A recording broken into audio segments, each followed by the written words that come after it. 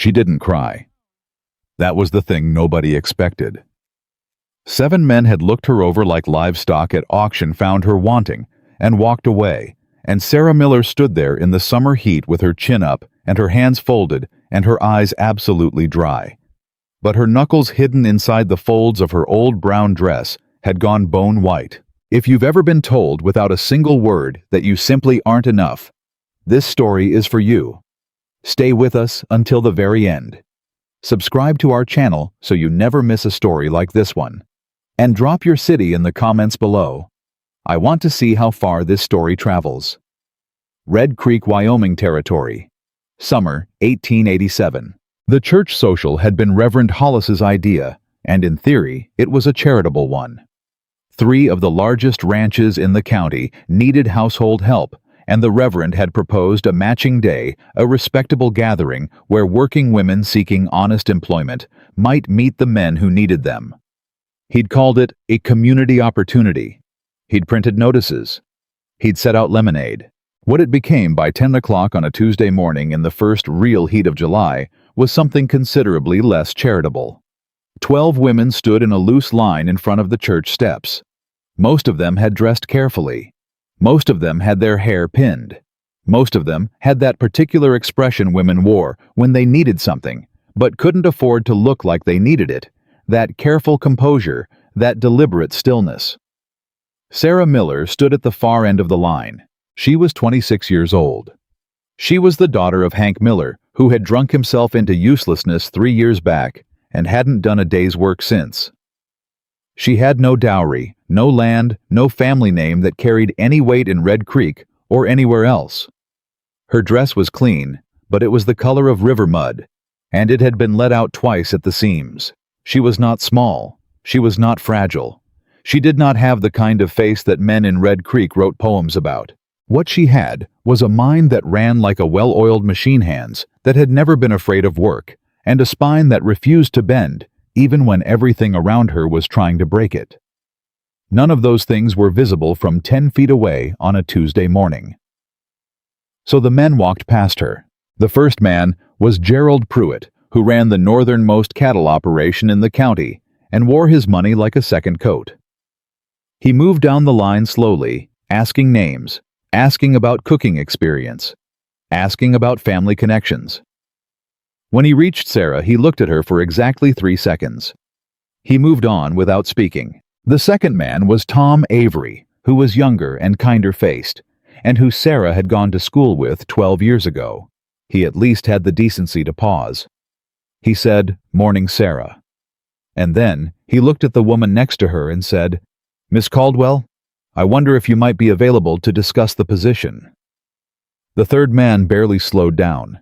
The fourth man was already talking to someone else when he reached her end of the line. By the 5th rejection, a low murmur had started in the crowd of townspeople who had gathered, as crowds always did, at anything that called itself a community event. By the 6th, someone laughed. Not loud, just a small private laugh, shared between 2 women standing near the hitching post, the kind of laugh that carries further than it should on a hot, still morning. By the 7th man. Turning away without a word, Marlene Pruitt.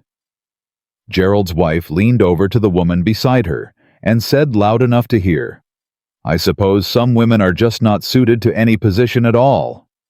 A few people laughed at that. Sarah heard it. She heard all of it. Her chin stayed up. Her hands stayed folded. Her eyes stayed dry. But something shifted behind her eyes, something that had nothing to do with weakness, and everything to do with the particular pain of being dismissed by people who didn't know the first thing about her in front of a crowd that had already decided her story before she'd had a chance to tell it. Reverend Hollis was beginning to look uncomfortable. He cleared his throat twice. He shuffled his papers. The social was not going the way he'd planned. He looked at Sarah. He looked away. Nobody came forward. The other women began to drift away with the men who had chosen them. Quiet conversations arrangements made the small, dignified business of necessity dressed up as opportunity. One by one, the line thinned until Sarah was the only one standing on the church steps. Not chosen. Not spoken to. Not even properly refused. Just remaining. She was about to reach down and pick up the small cloth bag she'd brought with her, when she heard it, the sound of horses and cattle moving through the far end of town, the particular rumble of a herd being pushed through at a working pace, low and steady and unhurried. She didn't look up at first. Then the sound slowed. Then it stopped. She looked up. Luke Bennett was not the kind of man people wrote about in the newspapers. He was 35 years old, built like someone who had spent his entire life doing the kind of work that most men talked about and never actually did. His face had been weathered by a decade of Wyoming summers, and his hat was pushed back on his head, the way men wore their hats when they weren't thinking about how they looked. He'd been pushing a small herd of cattle toward the Double Creek Ranch property, a job he'd done 100 times on a road he knew well enough to ride in his sleep. He had no particular intention of stopping in Red Creek on a Tuesday morning.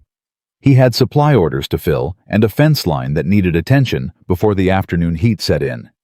He stopped because he heard the laugh. Not the loud one that he might have missed. It was the particular quality of the quiet laugh, the one designed to hurt, without leaving a mark, that pulled his attention toward the church steps. He'd grown up in a town like this one, with laughs like that one, and his ears had never entirely stopped registering them. He saw the line of women. He saw the men walking away. He saw one woman left standing alone at the end of the steps, holding a cloth bag against her side with both hands, looking at no one. He rode closer. He took in the whole picture, with the slow, practical attention of a man who assessed situations for a living. The Reverend shuffling his papers. The departing townspeople, Marlene Pruitt, still smiling at something, the 12 women reduced to one. He dismounted. He tied his horse to the hitching post. He walked toward the church steps. Behind him, he heard one of his hands, young Danny Cole, barely 19, say quietly, "Boss the herd. Give them 10 minutes," Luke said without turning around. He walked up to Reverend Hollis first. "What is this?" he asked.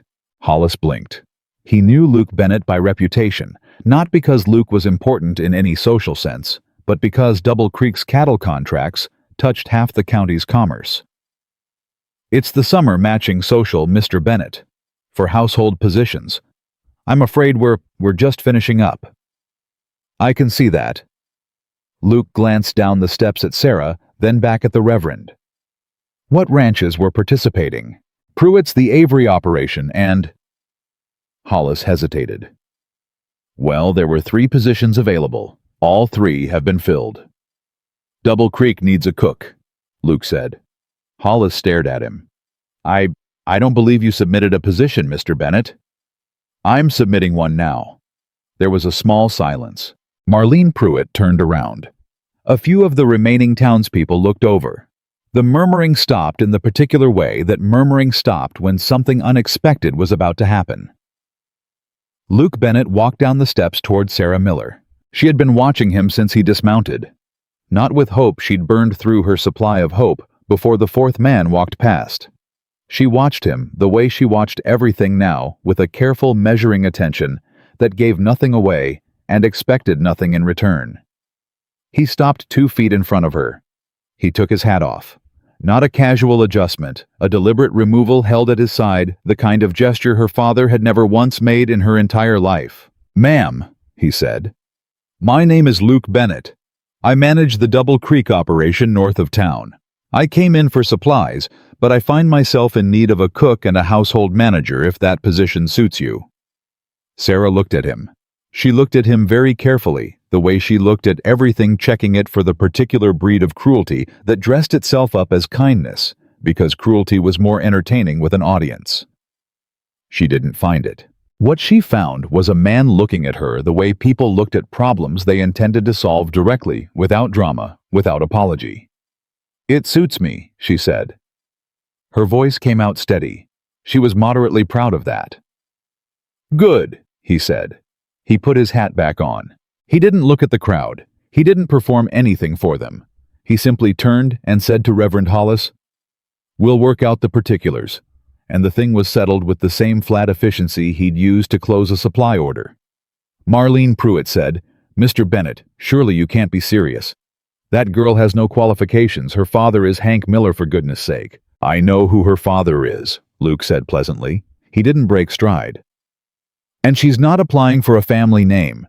She's applying for a cook position. Those are different things, Mrs. Pruitt. Marlene opened her mouth. She closed it. Luke reached his horse. He looked back at Sarah, who was still standing on the step with her bag at her side and that same unreadable expression. "When can you be ready?" he asked. "Now," Sarah said. The ride out to Double Creek took 40 minutes. Luke put her bag in the supply wagon, and she rode beside it on a spare horse, a calm gray mare that moved without complaint in the heat. For a long stretch, neither of them spoke. This did not bother Sarah. She was constitutionally suited to silence. She had learned in her father's house that silence was often the safest territory, and she'd come to inhabit it as naturally as breathing. She used the 40 minutes to watch the land the dry gold of the summer grass, the way the light sat heavy and brass-colored over everything, the cattle moving ahead of them in a loose, steady line. She was calculating. That was what she did when other people felt things. She calculated. She calculated what she had, what she owed, what was owed to her, and what a situation was likely to cost her before it was finished. What she had: the clothes on her back, the items in her bag, a thorough knowledge of kitchen work and household management, and the particular toughness that came from having needed to be tough since she was roughly 12 years old. What she owed: nothing to anyone. Her father's debts were his own. She had made sure of that. What was owed to her? Nothing. She'd stopped that particular accounting years ago. What this situation was likely to cost her, she didn't know yet. That was the thing she couldn't calculate, and it sat in the back of her mind the way unknown costs always did, not with dread exactly, but with the alert, watchful attention of someone who'd learned that surprises were usually the expensive kind. "The ranch is in trouble," Luke said suddenly.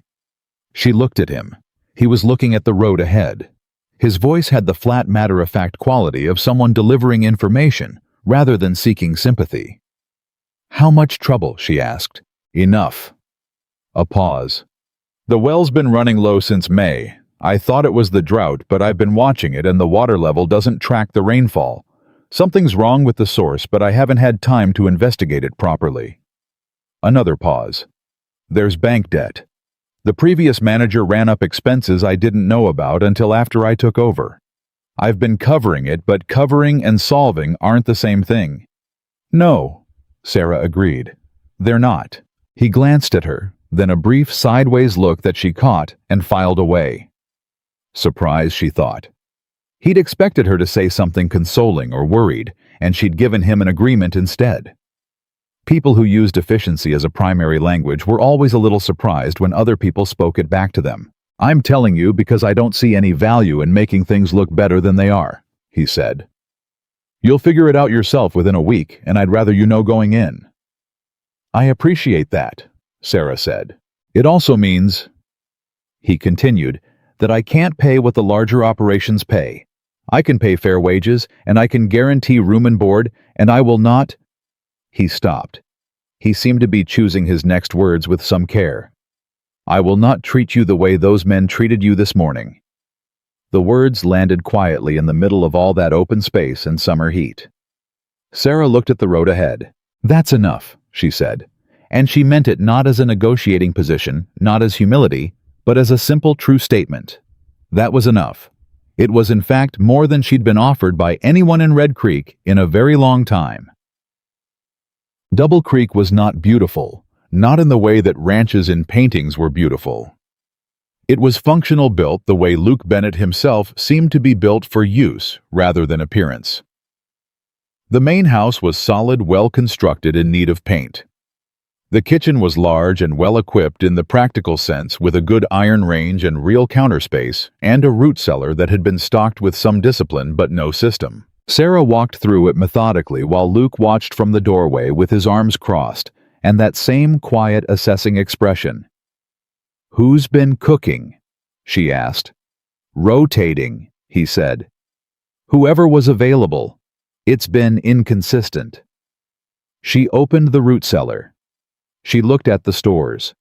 She ran a mental accounting with the speed and precision of a woman who had been managing a household on nearly nothing since her mid-teens. "I'll need to know the full inventory by tomorrow," she said. "And I'll need access to the account books for the kitchen expenses. Not to interfere to see where money's going and whether it's going where it should." "That's not usually what I ask a cook to worry about," Luke said carefully. "I know," Sarah said. "But you told me the ranch is in trouble, and I reckon if I'm going to be useful to you, I should know what I'm working with." He looked at her for a long moment. "All right," he said. The hands there were 6 of them, ranging from Danny Cole's 19 to a weathered Mexican cowboy named Ortiz, who was at least 60 and had the hands to prove it, reacted to Sarah's arrival with the particular wariness of men who had been feeding themselves inadequately for some time and weren't sure whether this was an improvement or a complication. They found out at dinner. She'd had 3 hours limited supplies and a range she'd never used before. She put venison stew on the table biscuits that actually rose-dried apple preserves from a jar she'd found buried under other jars at the back of the cellar, and coffee that wasn't burned. 6 men sat down. 6 men ate.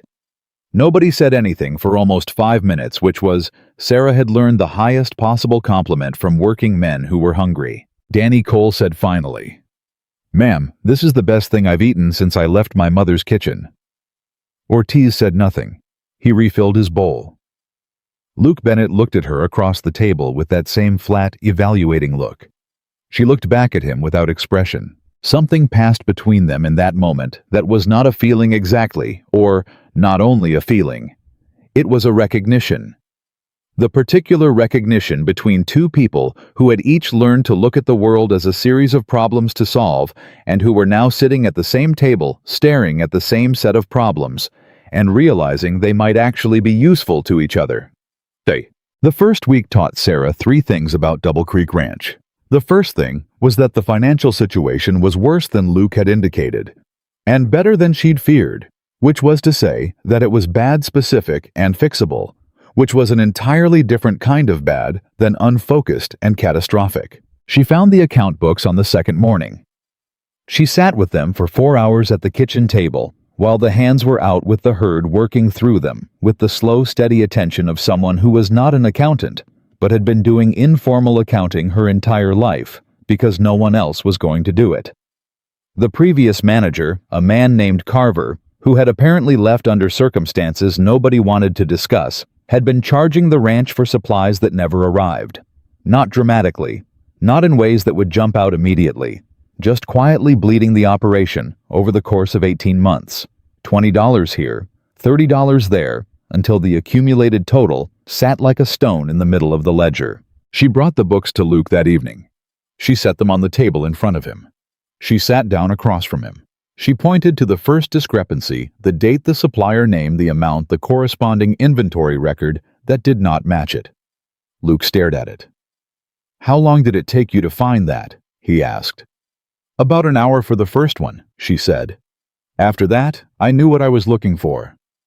"How many are there?" 14 clear discrepancies. Possibly 3 more that I can't confirm without the original supplier invoices. She paused. "Someone was stealing from you, Mr. Bennett. Systematically. For about 18 months. He was quiet for a long time.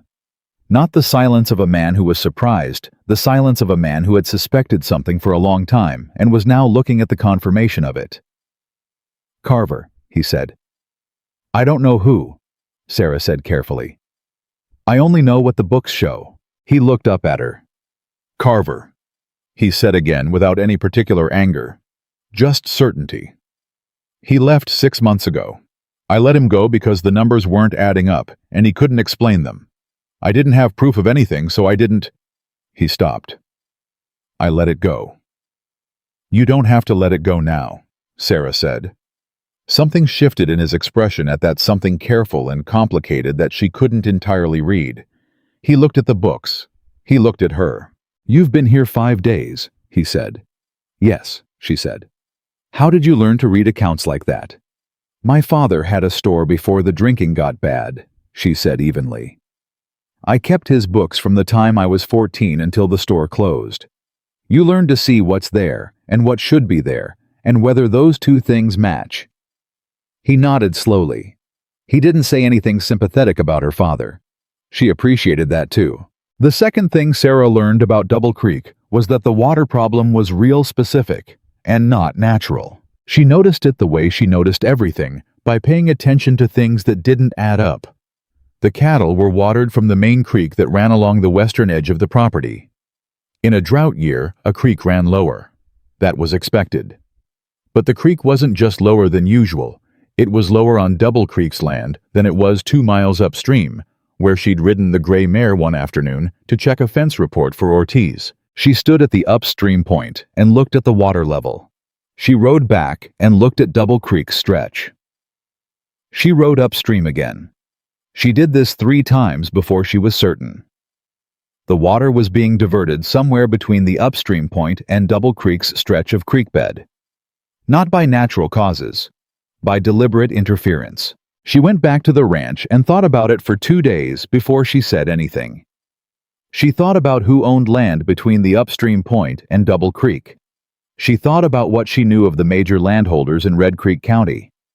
She thought about what Luke had said on that first ride, that the water level didn't track the rainfall, that something was wrong with the source. On the 3rd day, she said to Luke at breakfast, "I need to tell you something about the creek." He put his coffee cup down. She told him what she'd found. He sat very still while she talked.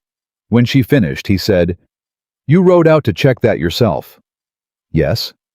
3 times. "I wanted to be sure." "Who did you tell?" "No one. I'm telling you first." Another of those long, complicated silences. "Victor Hale owns the land upstream," Luke said. Sarah didn't say anything.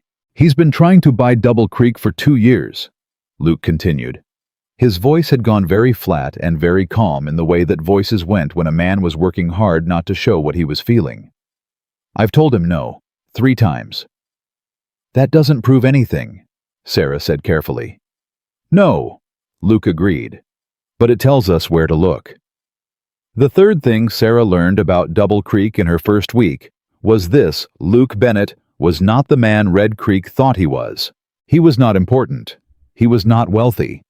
He was not someone who carried weight in the county's social circles, and he clearly had no interest in acquiring any. He was a man who worked. He worked from first light until there was no more light to work by, without complaint, without performance, without any apparent need for recognition. He knew every inch of his land and every animal in his care with the particular intimacy of someone who had chosen this life deliberately and kept choosing it every morning. He also looked at Sarah when he thought she wasn't watching, with an expression that was not romantic. Not yet, not in those first days. It was something more basic than romance, and in some ways more valuable. He looked at her the way he looked at the land and the cattle and the account books, like something that mattered, like something real. She told herself she was not going to think about that. She thought about it anyway. On the 8th day, Marlene Pruitt came to call. This was not a social visit, though it arrived dressed as one. Marlene came in a buggy with her friend Clara Watts, and she brought a pie that nobody asked for, and a smile that had sharp edges if you looked at it straight. Sarah was in the kitchen when they arrived. She heard the voices from the yard. Marlene's bright, carrying tone, Luke's short, flat responses, and she continued what she was doing, which was inventorying the pantry, because that was her job, and she was not going to stop doing her job, because Marlene Pruitt had driven 4 miles to check whether the arrangement at Double Creek was as scandalous as she'd told people it was. Luke came to the kitchen door. "You have visitors," he said with the expression of a man who is relaying information he personally finds irritating. "They're your visitors, Mr. Bennett. They ask specifically for you." Sarah set down the jar she was holding. She dried her hands.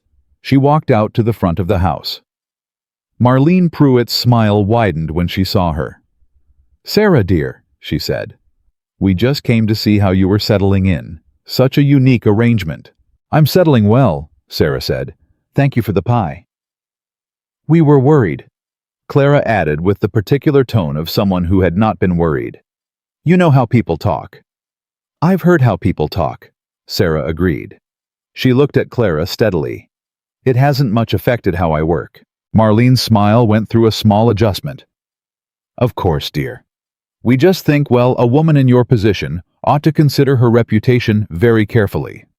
There are other positions available, more conventional arrangements. My arrangement is conventional, Sarah said. I cook. I manage the household. I receive wages. That's a conventional arrangement in any county I've ever been in. Well, Marlene said, of course. I only meant Mrs. Pruitt, Sarah said, and her voice stayed pleasant and her expression stayed level. I know what you meant. I appreciate you driving all this way to say it. The ranch is running well, and I am perfectly comfortable, and I'll tell you the same thing if you come back next week. There was a short silence. Clara whispered something to Marlene. Marlene picked up her pie tin. Well, she said again, I'm sure you know your own mind. I do, Sarah said. They left. Luke was standing at the corner of the house where the shadow was. He had clearly heard all of it. He said nothing. Sarah went back to the kitchen and picked up her inventory list. She was halfway down the shelf when she heard Luke's voice from the doorway. Not the flat, efficient voice of the man giving her information, but something slightly different. Slightly less controlled. You didn't need to do that, he said. I would have. I know you would have, Sarah said without turning around. But it wasn't yours to do. She came for me. A pause. You're not what I expected, he said. She kept her eyes on the shelf. What did you expect? He thought about it for a moment. I'm not sure, he said honestly. Not that. Sarah made a mark in her inventory ledger. Mr. Bennett, she said, I have spent my entire life being not what people expected. I have made my peace with it. She heard him exhale, not a sigh exactly. Something more like the sound of a man setting something down that he'd been carrying for a while. Luke, he said. She looked at him then. My name is Luke, he said. We're building something here together. I reckon we can start with first names.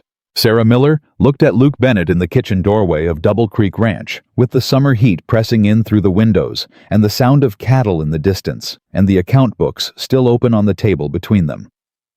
All right, she said. Luke. He nodded. He went back out to the yard. Sarah turned back to her shelf. But she was smiling just slightly, just to herself in the way she'd learned to keep the small good things private, so no one could take them from her. The smile didn't last long. 3 days after Marlene Pruitt's visit, Sarah found the second set of books. She hadn't been looking for them. She'd been reorganizing the storage cabinet beside Luke's desk, a task he'd asked her to handle, because as he put it, I know where everything is, and that's the problem because nobody else does. When her hand hit the back panel of the lower drawer and it gave. Not broke. Gave. The way things give when they've been designed to give, when someone built a false back into a drawer because they needed a space that wasn't visible from the front. Inside was a ledger, older than the ones she'd already reviewed. Different handwriting, different column headings. She sat down on the floor of that office with the ledger across her knees and read it cover to cover without stopping. It took her 40 minutes.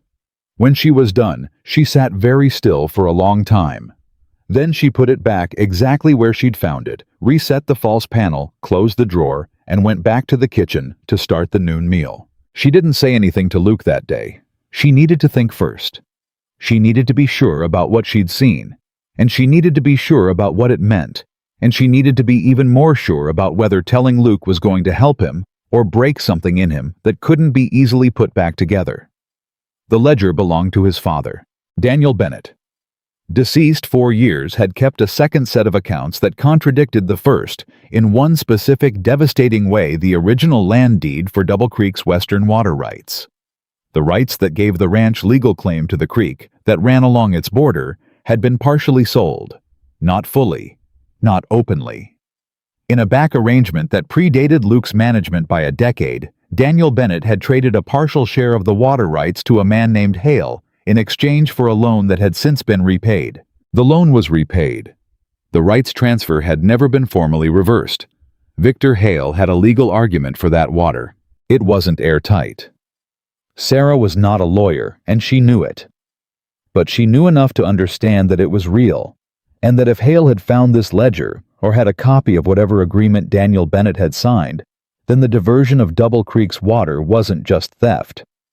It was a man exercising what he believed was a legal claim, doing it quietly, doing it in a way designed to destroy the ranch before anyone thought to look at the paperwork. She cooked the noon meal.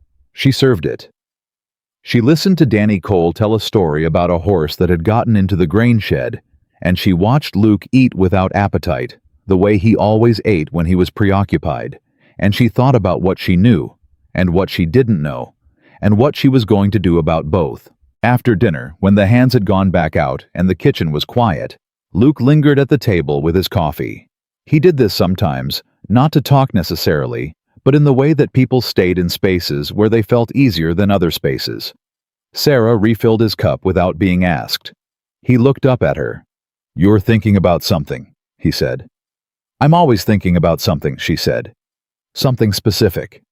He set his cup down. "What is it?" She looked at him for a moment. Then she pulled out the chair across from him and sat down, which was something she didn't usually do during the workday, and he noticed it immediately because his eyes sharpened in that particular way they did when he registered that something was different from usual. "I need to ask you something about your father," she said. Whatever he'd expected her to say, it wasn't that. She saw it in the way his expression went very still. "What about him?" he said. Not a question, a careful, contained response. "Did he ever do business with Victor Hale?" The stillness went deeper. "Why?" Luke said. "Because I found something in the storage cabinet that I think you need to know about," Sarah said. "And I'm telling you directly because you told me on the first day that you didn't see value in making things look better than they are, and I'm choosing to trust that you meant it." He looked at her for a long moment. Then he said, "Show me." She showed him. She got the ledger, set it on the table, opened it to the relevant pages, and walked him through it the same way she'd walked him through the account discrepancies, methodically, without drama point by point. Luke read it in silence. He read it twice. Then he closed the ledger and put both hands flat on the table and stared at the wall behind her head for a very long time. "He needed money," Luke said finally. His voice had gone to that flat, controlled place, but flatter than usual, and she could hear what it was costing him to keep it there. After the bad winter of '79, he needed a bridge loan, and I guess Hale was willing to provide it. A pause. "He never told me about the rights transfer. He paid the loan back, I saw those records, but he never told me he'd put the water rights up as partial collateral, and he never told me the reversal hadn't been formalized." "He may not have understood the legal implications," Sarah said carefully. "A partial share isn't a full transfer. Depending on how the original agreement was written." "Hale's a careful man," Luke said. He said it with the particular flatness of someone who had thought about Victor Hale before and not well. "He doesn't do anything without understanding the legal implications. If my father signed something, Hale has a copy, and he's known exactly what it meant since the day he signed it." "Then why wait until now?" Sarah asked. Luke looked at her. "Because he didn't need the water until now," Luke said slowly, working through it as he spoke. "He's expanding north. He bought the Henderson property last spring. I heard about it, but didn't think much of it. The Henderson land needs water access." He stopped. Double Creek's creek is the most direct source for the northern end of the Henderson property. If he has partial rights, if he can argue legal claim to diverting that water, he can take it without buying the ranch, Sarah finished. "And then the ranch dies anyway," Luke said. "Without the water. Without me knowing why. I sell eventually because I have to, and he picks up the land cheap, without ever having to fight me directly for it." The kitchen was very quiet. Outside, somewhere in the distance, one of the cattle made a sound that carried through to heat. "Luke," Sarah said. "The loan was repaid. That matters. A partial collateral arrangement on a repaid loan has conditions attached to it, and if those conditions weren't met in terms of formally transferring the rights back, there might be a legal argument for reversal. I'm not a lawyer. You need a lawyer." "I can't afford a lawyer," he said flatly.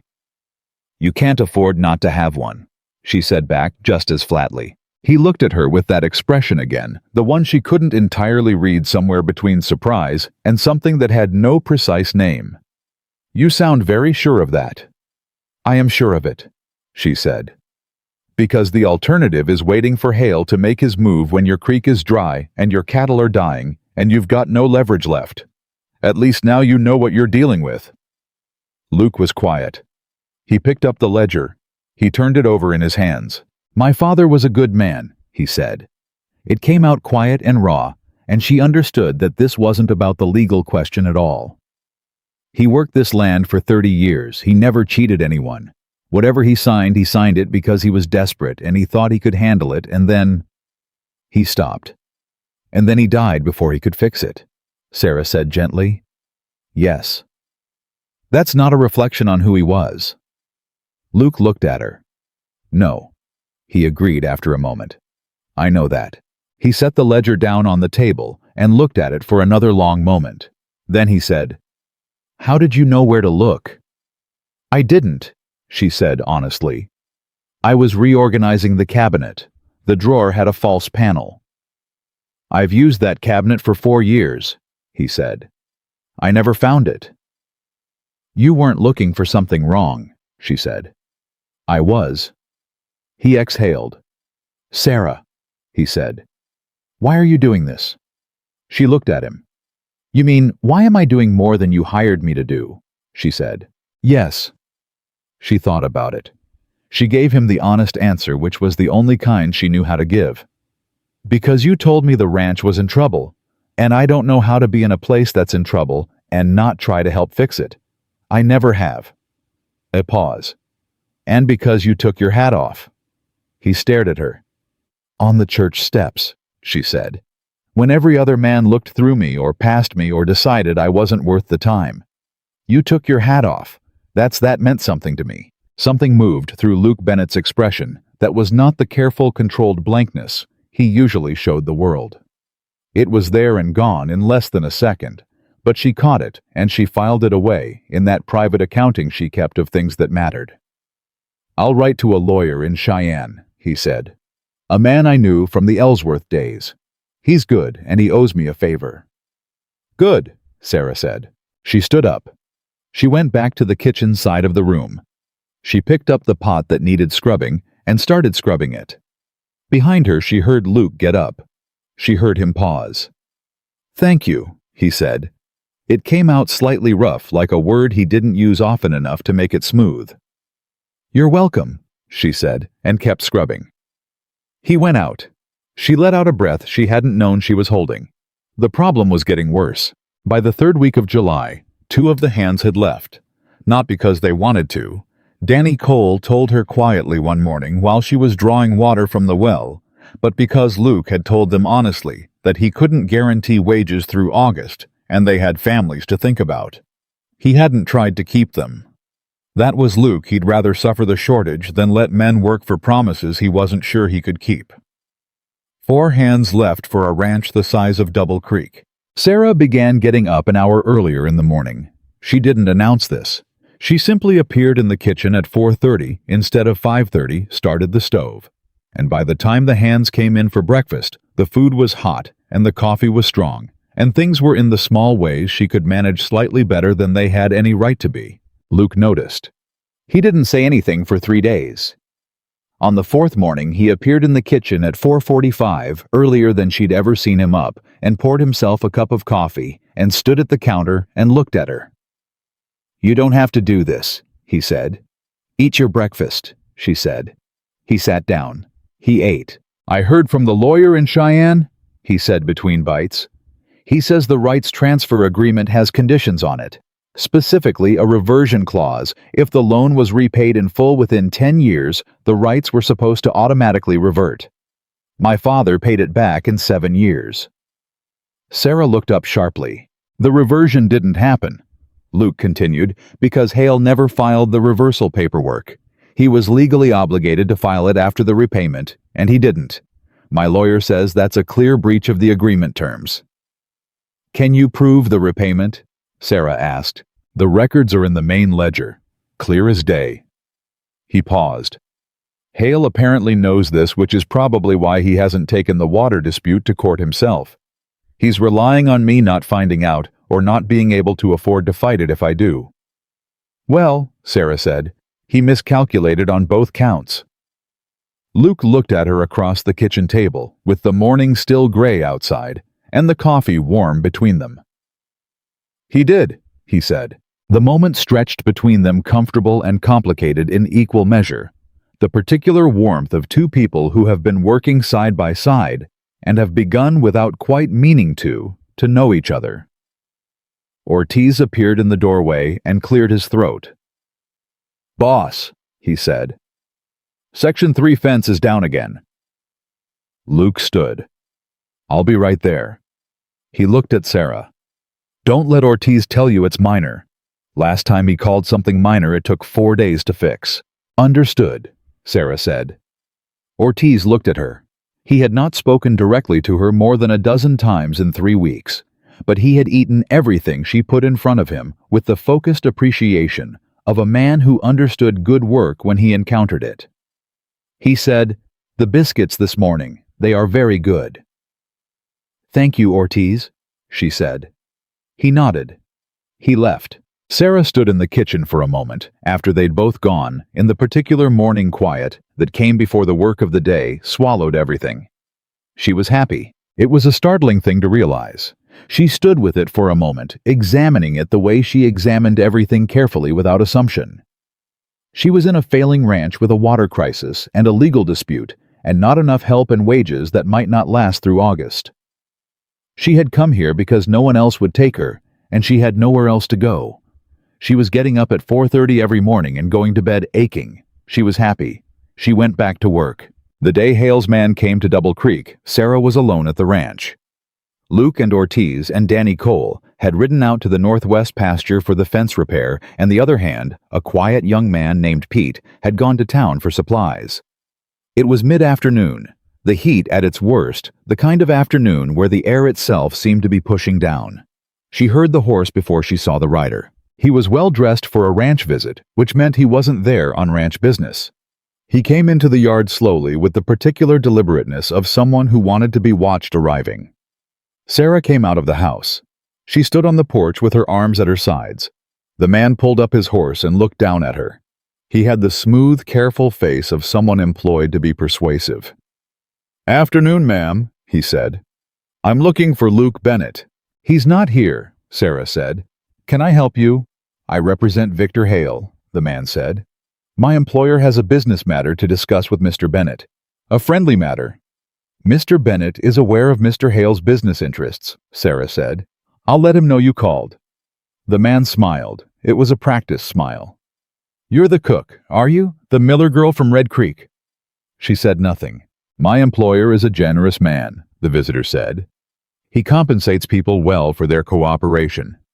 In situations like this one, when a ranch is struggling, there are often employees who find it beneficial to ensure their employer understands the full scope of his situation.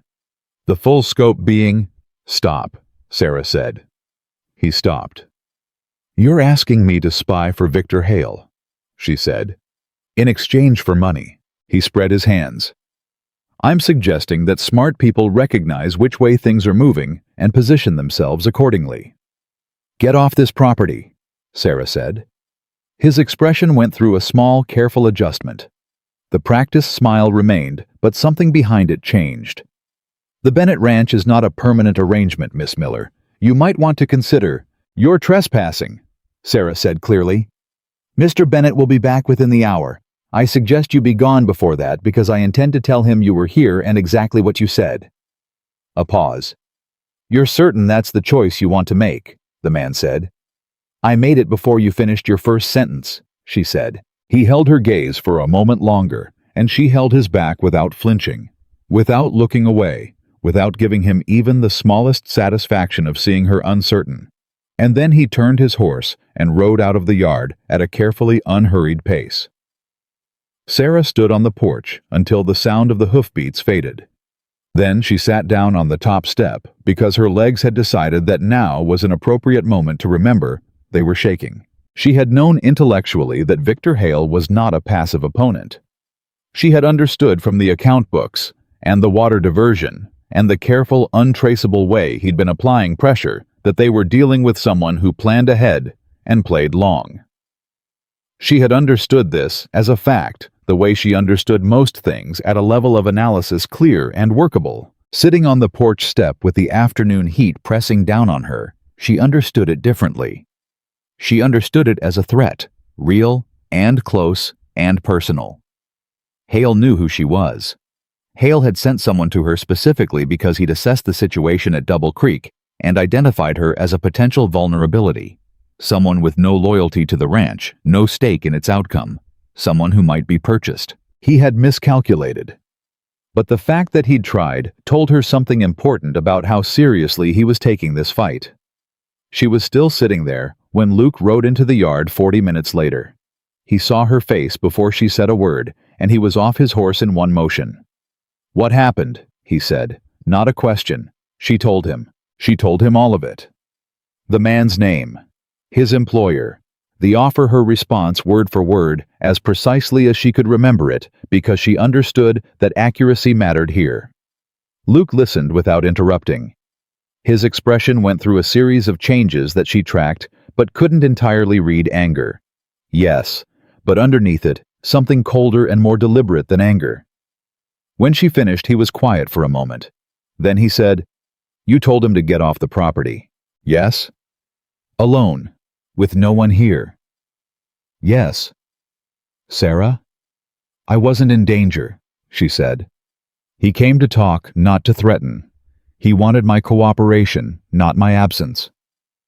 "This time," Luke said. The words were very flat and very controlled. She looked at him. "He's escalating," Luke said.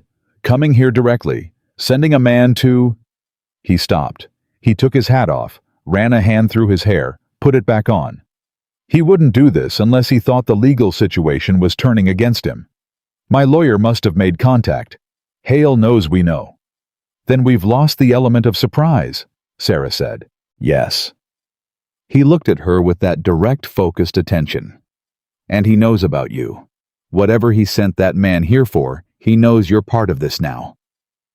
"I was always part of this," she said. "From the day I found those account books." "I know," Luke said.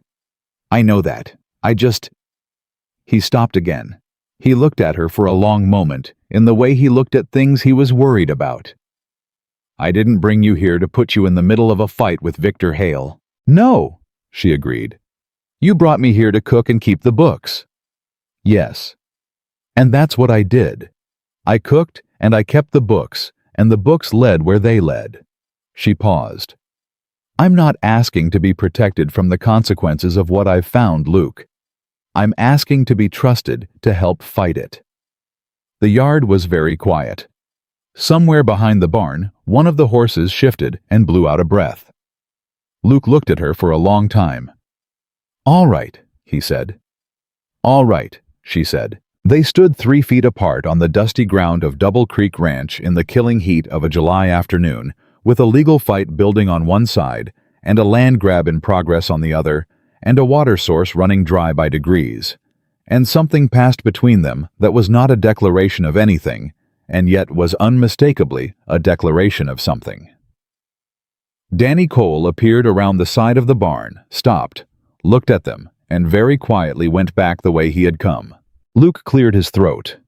"There's one more thing," he said. She waited. "I wrote to the land recorder in Cheyenne," he said. "Asked for copies of all filings related to the creek water rights going back 20 years. They came back today." He reached inside his coat and pulled out a folded envelope. "There are 3 documents. My lawyer says the third one—" He paused. He handed her the envelope. "Read it yourself. Tell me what you think." She opened it. She read the third document. She read it twice. Then she looked up at him. "He filed the reversion paperwork," she said. "Hale filed it 3 years ago." "And then he withdrew it," Luke said. 6 weeks later. Which means he knew the water rights had reverted," Sarah said slowly. He filed it because he had to. Someone in his organization probably told him he was legally obligated, and then he withdrew it because he realized that as long as the filing was pending and withdrawn, it wouldn't appear in a standard title search. It would only show up if someone specifically requested the full filing history. She looked at him. Which is exactly what you just did. Which means we have him, Luke said. Sarah stared at the document in her hands. We have him, she said. Not completely, not finished. Not yet safe, not yet certain. There was still a fight ahead of them. Still a man with money and influence, and no apparent reluctance to use both. But the thing that had seemed like an invisible, untouchable threat had a shape now. It had a paper trail. It had dates and signatures and a filing number that placed it in the official record of Laramie County, Wyoming Territory, and official records were exactly the kind of thing that men like Victor Hale could not make disappear with money alone. She folded the document back into the envelope. She held it in both hands. She thought about the church steps in Red Creek on a Tuesday morning. She thought about 7 men walking past her.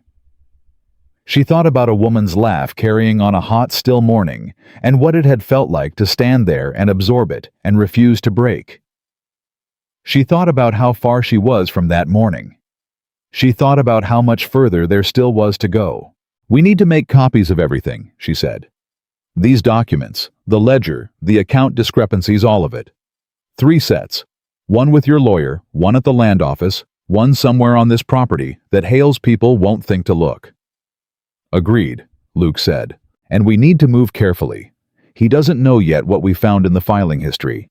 If he did, he would have done something more direct than sending a man to talk to me. She looked at Luke. We have a small window. We need to use it.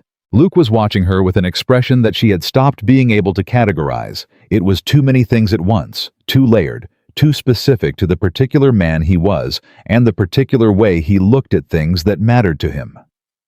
Yes, he said simply. She handed him back the envelope. Her fingers brushed his when he took it. Neither of them moved for a moment. Then she stepped back. She said, I'll start dinner, because the work was always there, and the work was always the right place to put yourself when everything else was too large to hold.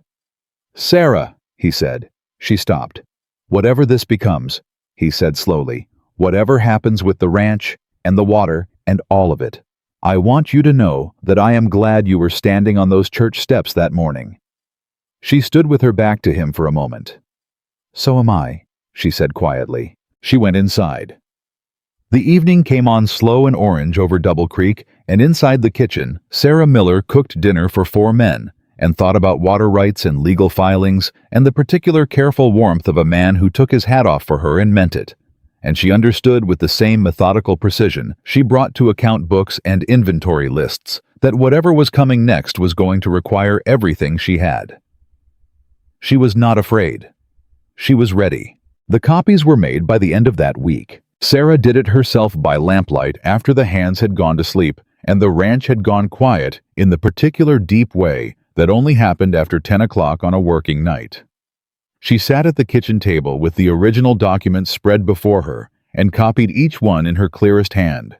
The ledger entries, the account discrepancies, the filing history from Cheyenne, the 3rd document with Hale's withdrawal notation. 3 complete sets exactly as she'd said. Her hand ached by the time she finished the last page of the 3rd set, and the lamp had burned low enough that she had to lean close to the paper to read what she was writing. But she did not stop until every document was complete and every set was identical. She sat back and looked at them laid out on the table. 3 sets of evidence that Victor Hale had known for years that Double Creek's water rights had legally reverted to the Bennett family.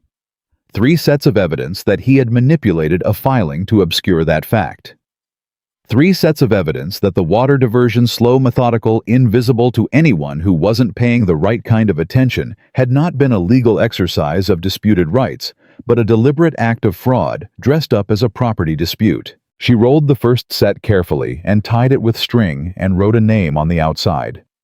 Thomas Garrett Cheyenne, the lawyer Luke had contacted.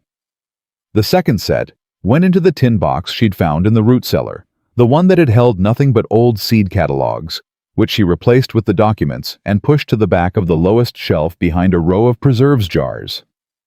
The third set she kept loose, separated into individual pages, tucked between the pages of 3 different books on the shelf in the main room. If someone came looking, they'd have to find all 3 books and know which pages and know what they were looking at.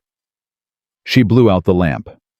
She sat in the dark kitchen for a moment, listening to the ranch breathe the distant sound of cattle, the wood settling in the walls, the particular silence of a place that had work in it and people who cared about it. Then she went to bed. She did not sleep immediately. She lay on her back in the small room off the kitchen that had become hers, and she thought about what she'd learned in her weeks at Double Creek. Not about the legal situation, but about herself. About the woman she was here versus the woman she had been on those church steps. On those steps, she had been the sum of other people's assessments. Hank Miller's daughter. The girl with no dowry. The woman who was too much of one thing and not enough of another by standards she had not set and had never agreed to. She had been a subtraction defined by what she lacked, what she cost, what she couldn't offer. Here at Double Creek, she was an addition. Every day she found something wrong and fixed it, or found something missing and provided it, or found something hidden and brought it into the light.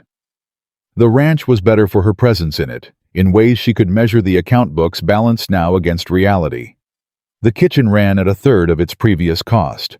The hands ate well and worked better for it.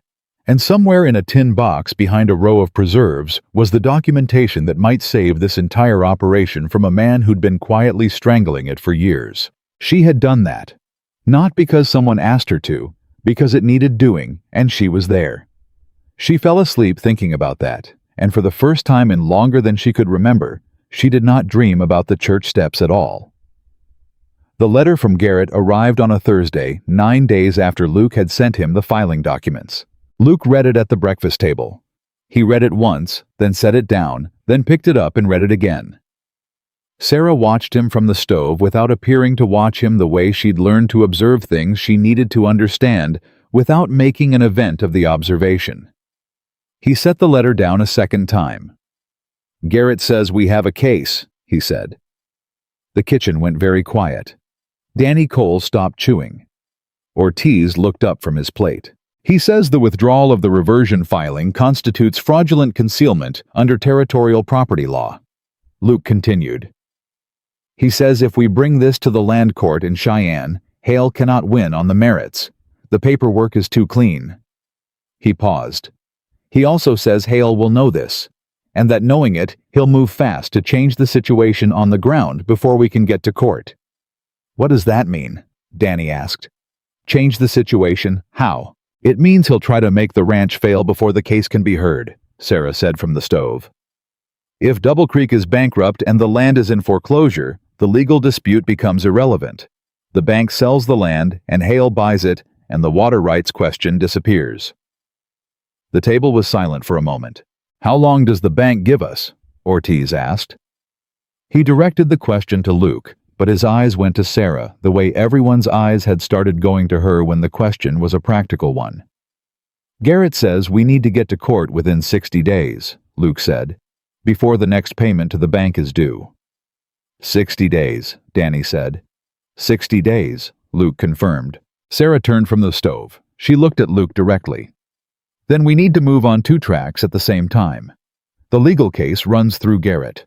But the ranch needs to survive 60 days, and Hale is going to do everything he can to prevent that." "What do you need?" Luke asked. "I need to know every way the ranch is vulnerable right now," she said. "Every physical asset that could be threatened, every financial pressure point, every person on this property whose loyalty Hale might try to buy." She looked at the table. "Not because I think anyone here is disloyal. Because I need to know what we're protecting." Danny Cole sat up straighter. "You don't need to worry about me," he said. There was nothing defensive in it. It came out clear and direct, the way young men spoke when they'd made a decision. "I know what Hale's man offered you. I know you told him to leave. I'm telling you the same, you won't get that from me." Ortiz said without looking up from his plate. "Igual." "The same." Luke looked at Sarah. Something moved through his expression that she had stopped trying to name and started trying simply to remember accurately, because it was the kind of look that deserved to be kept whole. 2 tracks, he said. All right.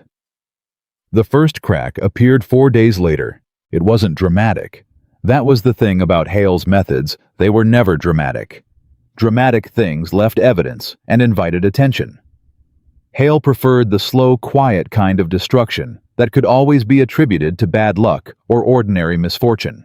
Pete rode in from the north pasture at noon, with his face pale under the dust and his voice careful in the way voices went when a man was trying to deliver bad news without panicking. He told Luke that the creek level in Section 4 had dropped to almost nothing overnight. Not gradually overnight. The Section 4 stretch had been running low for weeks, but there'd always been some flow. That morning, there was almost none. Luke rode out with Ortiz immediately. Sarah stayed at the ranch because someone needed to, and because she had learned to be useful where she was, rather than where she wanted to be. She used the time. She got out the hand-drawn map of the property that she'd found in the desk drawer 2 weeks ago and spread it on the kitchen table and looked at the creek line. She traced the upstream path with her finger section by section, north to south. The creek entered Double Creek land at the northwest corner, ran south through 4 sections, and exited at the southwest corner. Section 4 was the third section from the south. If Section 4 was running dry, while the upstream section still had water, the interference had moved closer. Hale was tightening the blockage, moving it south, cutting off more of the creek's flow more completely. She was sitting with the map and a pencil calculating the timeline of the drying when she heard the horse in the yard and looked out to see a rider she didn't recognize. Not Hale's smooth-faced man, someone different, older, wearing the kind of clothes that said county office rather than ranch. She went out to the porch. The man pulled up and looked at her with the mild, impassive expression of someone performing a bureaucratic function. "Afternoon. I'm looking for Luke Bennett." "He's not available," Sarah said. "I'm the household manager. Can I help you?" The man reached into his coat and produced an envelope. "I have a notice from the Laramie County Land Office. Needs to go to the property owner of record." He held it out. She came down the steps and took it. She read the front of the envelope and her stomach went cold. "What kind of notice?" she asked, keeping her voice level. "Water rights dispute filing," the man said. He had the tone of someone delivering mail, nothing more. "A Mr. Victor Hale has filed a competing claim on the creek water rights associated with this property. The notice requires a formal response within 30 days, or the claim is considered uncontested." Sarah looked at the envelope. 30 days, not 60. 30 for the land office response, which had to precede the court case, which meant if Garrett wasn't already filing, if Luke didn't respond within 30 days, Hale could win the water rights dispute by default before the fraud case ever reached a judge. "When was this filed?" she asked. 2 days ago, the man said. 2 days ago. The same day Garrett's letter arrived. Hale had known Garrett made contact. He had responded within 48 hours by filing a competing claim designed to cut their timeline in half. "Thank you," Sarah said. Her voice was steady. "I'll make sure Mr. Bennett receives this immediately." The man tipped his hat and rode out. Sarah stood in the yard with the envelope in her hands and understood with complete clarity that Victor Hale was not going to wait 60 days. He was not going to wait 30. He was compressing the timeline on every front, simultaneously drying the creek faster. Filing legal claims earlier, each move designed to force Luke into a defensive position where he was reacting to crises instead of building a case. She went inside. She sat down at the table. She wrote a letter to Garrett herself because Luke was on the north pasture and the mail rider came through at 3 o'clock, and she was not going to let 3 o'clock pass without that letter in the rider's bag. She explained the new filing. She explained the 30-day response requirement.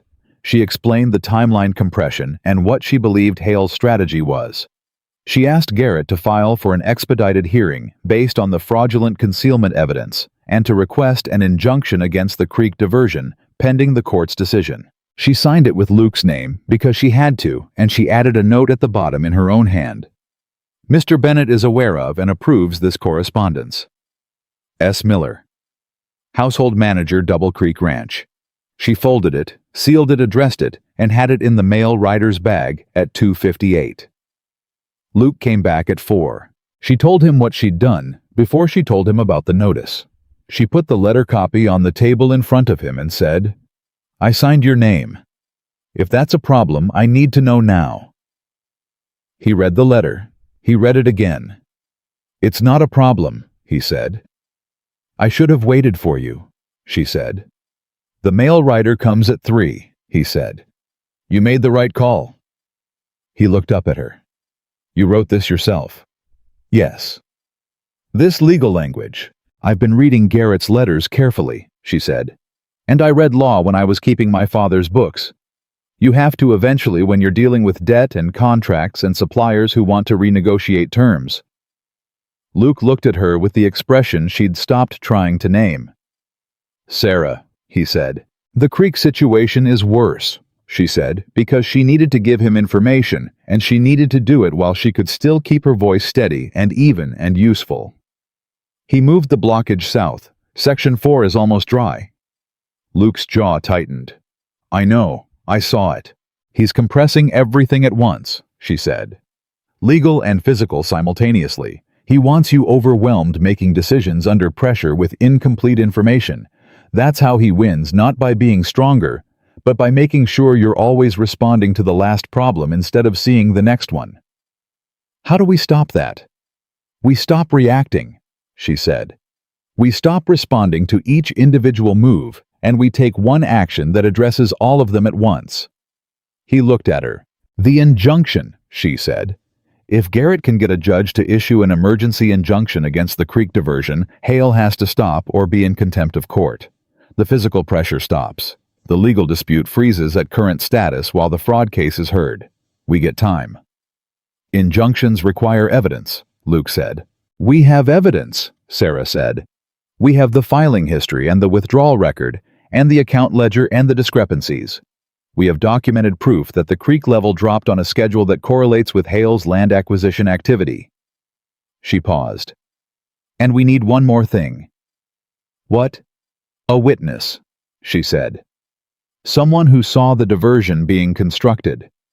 Someone who can testify that it was deliberate physical interference and not natural reduction." Luke was quiet. "I know where to look," he said slowly. "There's a man named Elias Reed. He used to work for Hale, left about 6 months ago. He's been working a small claim north of town. I've heard he's not happy about how he left." "Could he have seen the diversion?" "If it was built when I think it was, yes. He would have been on Hale's payroll when the Northern Creek modification happened." He met her eyes. "He might talk, if someone asked him the right way." "Can you trust him?" "No," Luke said honestly. "But I can approach him in a way that makes talking safer than staying quiet." "Then do it," Sarah said. "Quickly." Luke rode out the next morning before dawn. Sarah kept the ranch running in his absence, with the quiet, methodical efficiency that had become her default state. The work was always there, and the work was always the answer when there was nothing else to do but wait and worry. She was in the kitchen at noon when Danny Cole came in from the south fence line with a look on his face that she recognized immediately as the look of someone carrying news they don't want to be carrying. "Miss Sarah," he said. "Tell me," she said. "Someone cut the south fence line last night," he said. "Half the herd got through. They're scattered over about 2 miles of Hale's north pasture." The south fence, Hale's north pasture. If Luke's cattle were on Hale's land, how bad? She asked. "Bad enough that if Hale calls it trespassing, he can hold those cattle," Danny said. "Under territorial grazing law, livestock found on private property can be impounded pending a damage claim. If Hale impounded the herd, the ranch was finished. The cattle were Double Creek's primary asset, the thing standing between Luke and total insolvency." Sarah untied her apron. "Saddle my horse," she said. Danny stared at her. "Miss Sarah." "Danny," she said. "Saddle my horse." She rode to Hale's north pasture fence line with Danny and Pete flanking her and Ortiz behind her, because she had asked all three to come, and all three had come without hesitation, which told her something important about what Double Creek had become in the past weeks. Hale's foreman was already there. A big man named Cord who had the flat-eyed patience of someone who spent his days executing other people's decisions. He had 4 of his own men with him, and he was standing at the fence line with his arms crossed, looking at approximately 40 head of Double Creek cattle grazing on the wrong side of it. He looked at Sarah when she rode up. "You're the cook," he said. "I'm the household manager," she said. "I represent the Double Creek operation in Mr. Bennett's absence. I'm here to retrieve the cattle and arrange repair of the fence line." Cord looked at her with the flat, careful look of a man running calculations. "Mr. Hale's position is that the animals have caused damage to his property. Under territorial grazing law, he has the right to impound them pending an assessment. The fence was cut," Sarah said, "from the Double Creek side. That's not negligence on the part of the Bennett operation, that's deliberate interference with livestock management. Under the same territorial law, deliberate interference that results in livestock displacement is not grounds for impoundment. It's grounds for a damages claim against the party who cut the fence." Cord looked at her for a long moment. "You're saying someone cut the fence," he said. "I'm saying the fence was cut," she said. "I'm not speculating about who. I'm saying that the cut is clean, consistent, and in a location that was inaccessible to the cattle from the Double Creek side. I have 3 witnesses who can confirm the cut pattern." She paused. "I'm also saying that if Mr. Hale impounds those cattle under a trespass claim, while there is an active and documented property dispute between his employer and the Bennett operation, that impoundment will be introduced as additional evidence of harassment in the Cheyenne Land Court proceeding currently underway." That was a bluff. The Cheyenne proceeding was not yet officially underway, but it would be, and the threat was real enough in its structure to land where she intended it. Cord's expression didn't change exactly, but something behind his eyes shifted. "I'll need to consult with Mr. Hale," he said. "Of course," Sarah said pleasantly. "We'll wait." Cord rode off. Danny Cole moved his horse up beside hers and said quietly, "Miss Sarah, that was something." "It was necessary," she said. "Still," he said, "that was something." Cord came back 20 minutes later. His face had the particular blankness of a man delivering a message he didn't choose. "Mr. Hale is prepared to release the livestock," he said, "given the circumstances." "Thank you," Sarah said. "We appreciate Mr. Hale's cooperation." She kept her voice polite and her face neutral all the way through the process of moving the cattle back through the fence line and all the way back to Double Creek's south pasture. It was only when they were back on their own land with the cattle sorted and the fence line repair underway that she allowed herself to breathe. Danny looked at her. "You all right?" "Yes," she said. "I'm all right." What she was underneath the steadiness she'd held for the past 2 hours was furious. Not the hot, unmanageable kind of fury. She'd never had that kind even as a child. The cold kind. The kind that organized itself into clarity and purpose, and the specific focused intention to not let a man like Victor Hale use the law as a weapon against people who had done nothing wrong. Luke came back at dusk. He came back with Elias Reed. Reed was a weathered man of 50 or so, with the look of someone who'd spent most of his life working land that wasn't his and had opinions about that. He sat at the kitchen table and drank the coffee Sarah put in front of him, and looked at her and Luke with the watchful weighing attention of a man deciding something. "I built that diversion," he said. It came out flat and matter-of-fact the way confessions came when the person making them had already decided that silence was the more dangerous choice. "Hale told me it was on his land, told me it was rerouting his own water supply for the Henderson property development. I didn't ask questions because I needed the work." A pause. "Then I saw the surveyor's maps."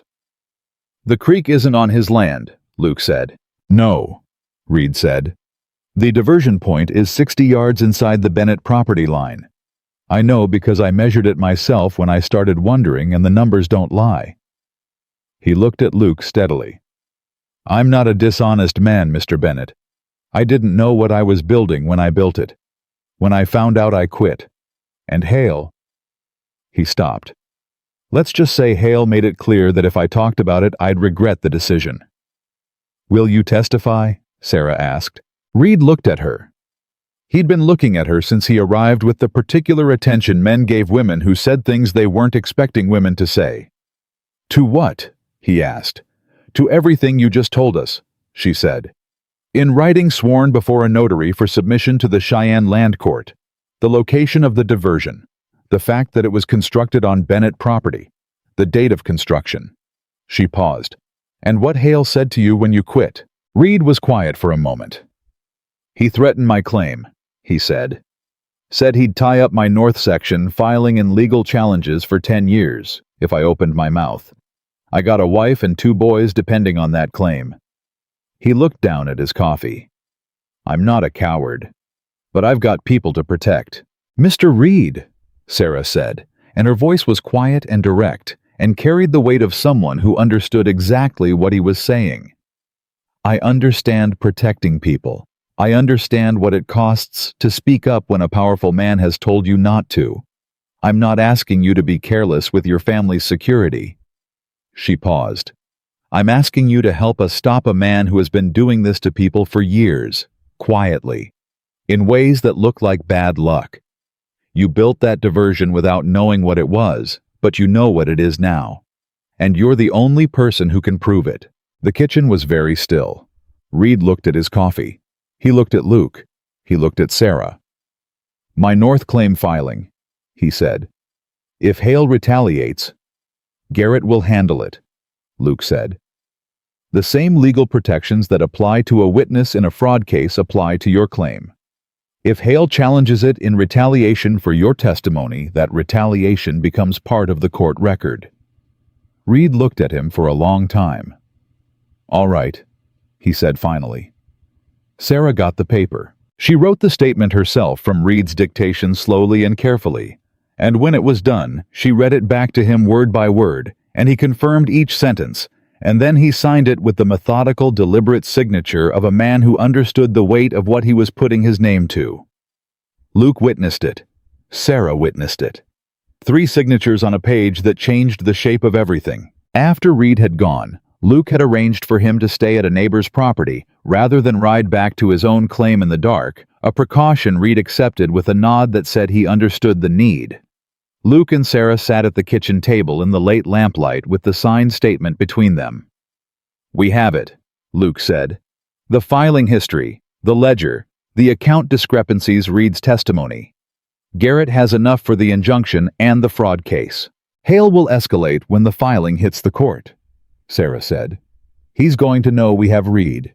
He's going to know we have the diversion location on record." "Yes," Luke said. "He's going to be angry," she said. "Yes," Luke said again. She looked at the statement on the table.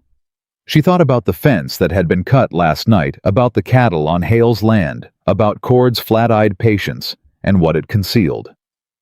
She thought about the smooth-faced man in the yard, and the offer he'd made her, and the fact that Hale had sent him at all, which meant Hale had assessed the situation and decided she was a risk worth addressing. "He's going to come after the ranch directly," she said.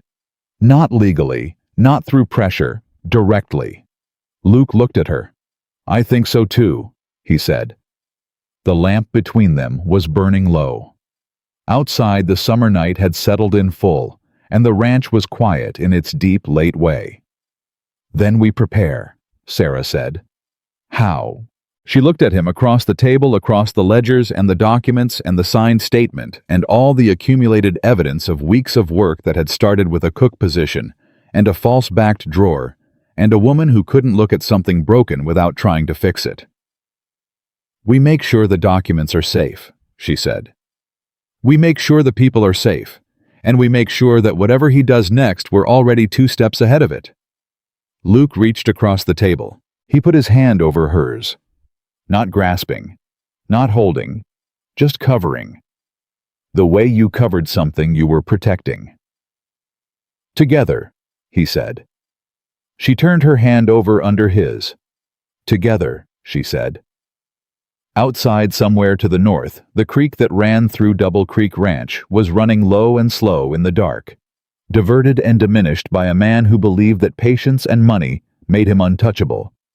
He didn't know yet what was coming, but it was coming, and Sarah Miller was the one who had built it piece by piece from a false-backed drawer and a set of account books and the particular fury of a woman who had been dismissed once too often and had decided quietly and completely that dismissed was the last thing she would ever be again. They sent the documents to Garrett the next morning, all 3 sets. Sarah had wrapped them in oilcloth against the possibility of rain and addressed the package in her clearest hand and put it in the mail rider's bag herself, standing at the road's edge and watching the rider go until he was out of sight. She did not move until she could no longer hear the horse. Luke watched her from the yard. "You'd think you were watching your last hope ride off," he said when she came back. "I'm watching our best chance ride towards someone who can use it," she said. "That's not the same thing." He looked at her for a moment. "No," he agreed. "It's not." Garrett's response came in 4 days, which was faster than either of them had expected, and fast enough that Sarah understood reading the opening lines that the lawyer in Cheyenne had taken one look at the package and cleared his calendar. Luke read it aloud at the breakfast table because the hands deserved to know, and because secrecy had a cost, and they'd all been paying it long enough. Garrett had filed for the injunction the same day the package arrived. He had submitted Reed's statement, the filing history, with the withdrawal notation, and a 40-page brief arguing fraudulent concealment of a legally reverted water rights transfer. He had also, on his own initiative, contacted the Territorial Land Commissioner's office, which had jurisdiction over water rights disputes affecting multiple properties, and had requested that the commissioner open a parallel inquiry into the creek diversion. 2 fronts, legal and regulatory, simultaneously. "He's good," Sarah said. "He's the best man I know with a piece of paper," Luke said. He set the letter down. He looked around the table at Danny, at Ortiz, at Pete, at Sarah. "Garrett says we should expect a response from Hale within the week. He's predicting Hale will try to have the injunction challenged before the court can review the fraud case." He paused. "He also says we should be careful." His word, careful. Nobody at the table needed that translated.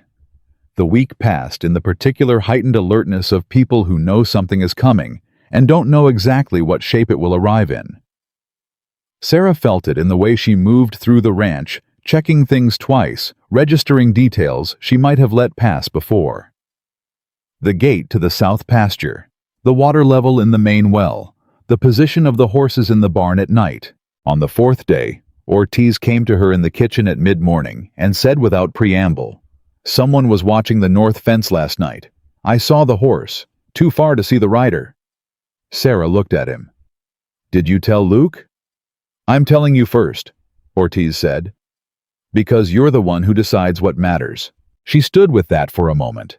The oldest hand on the ranch, a man who had spent 60-plus years reading situations and people with the accuracy that came from having nothing to protect himself with but judgment, and he had come to her first. "Tell Luke," she said. "Right now, everything you told me." Ortiz nodded and left. She stood at the kitchen counter and thought about a rider watching the north fence at night. Watching, not acting. Assessing. The way you watched something before you moved against it. She was still thinking when Luke came in 10 minutes later with his jaw set and his eyes doing the thing they did when he was angry and controlling it hard. "Ortiz told me," she said before he could speak. "I'm going to ride the fence line tonight," he said. "No," she said. He looked at her. "That's what they want," she said. "You out there in the dark alone where no one can see what happens. You stay here. We all stay here, and we stay together, and we let Garrett's filing do its work." Sarah. "Luke." She said his name with the particular weight she put on things she needed him to hear. "You going out to the north fence alone in the dark doesn't protect anything. It puts you exactly where a man like Hale would want you, isolated, away from witnesses." She held his gaze. "The documents are with Garrett. Reed is safe. The evidence is in 3 places, and none of them are on this ranch. The only thing left for Hale to go after is the ranch itself. She paused. And you? He looked at her for a long moment. He sat down. All right, he said. She exhaled. But I'm telling you now, he said, if someone sets foot on this property with bad intentions, then we deal with it together, she said. That was the arrangement. He looked at the table. He looked at her. The anger was still there, but it had shifted into something more workable, the kind that fuels decisions instead of clouding them. When did you get so good at this? He asked. At what? At knowing what to do, he said. In situations that have no good options. She thought about it honestly. My father's house, she said. When you've spent years managing a situation that has no good options, you get faster at finding the one that's least bad. He was quiet. I'm sorry, he said, that you had to learn it that way. Don't be, she said. It brought me here. The fire started on a Thursday night just past midnight. Not the barn they'd anticipated. The barn had taken precautions. There had made sure there was always someone within earshot of it. The fire started in the equipment shed on the south end of the property, far enough from the main structures that by the time the smell reached the house, it had been burning for 10 minutes. Danny Cole smelled it first. He had the bunkhouse window open against the July heat, and he was awake. He'd been taking a turn at the informal watch rotation they'd established without anyone formally proposing it, and he had the bunkhouse door open and was shouting before most of the ranch had registered that anything was wrong. Sarah was up and out of her room in less than a minute. She did not run to the fire. She ran to the main house office because she had thought about this exact scenario 4 nights ago, and she had thought about it carefully, and she knew what her job was. The documents, the ones still on the property, the second set, the tin box in the root cellar. If Hale had sent someone to start the fire might be a distraction. Get everyone focused on one location while someone else went to another. She was through the office door and down the root cellar stairs with a lamp in her hand before the shouting outside had fully organized itself into a response. The tin box was where she'd left it. She pulled it out from behind the preserves jars, tucked it under her arm, and came back up the stairs. Luke was in the office doorway. He looked at the tin box under her arm. He looked at her face. He said, "Is everyone accounted for?" "I don't know," she said. "I came here first." "Right call," he said immediately. "Come on." They went out together. The equipment shed was burning hard old wood dry. Summer the fire had everything it needed, but Danny and Ortiz and Pete had gotten the water brigade going with the efficiency of men who had been mentally rehearsing emergency responses for a week. The fire was not going to spread to the barn or the house. It was going to take the equipment shed, and that was a loss, but it was a survivable loss. Sarah stood in the yard with the tin box against her chest and counted heads. Danny, Ortiz, Pete, Luke. All 4 hands. All present. She looked out toward the south fence line. "Someone was here," she said to Luke low enough that only he could hear. "Someone set that fire, and they're probably still on the property, or just leaving it. That fire didn't start by accident." "I know," he said. He was watching the fire with the flat, controlled anger she'd come to recognize as his most dangerous mode. "I know exactly what it was." By the time the fire had burned down to coals and the first gray light of dawn was coming up over the eastern edge of the property, they had a full accounting of the loss. The equipment shed was gone. The tools inside a season's worth of fencing equipment, 2 good plows, the spare harness sets were gone. The total loss was significant. Not catastrophic, but significant. Ortiz found the accelerant rags 20 feet from the shed's southwest corner, half buried under a fence post. He brought them to Luke without comment, holding them out at arm's length, with the expression of a man presenting evidence. Luke took them. He looked at them. He said Cord. It wasn't a question. Sarah looked at the rags. She thought about Cord's flat-eyed patience, the way he'd stood at the fence line during the cattle incident with his arms crossed, running calculations.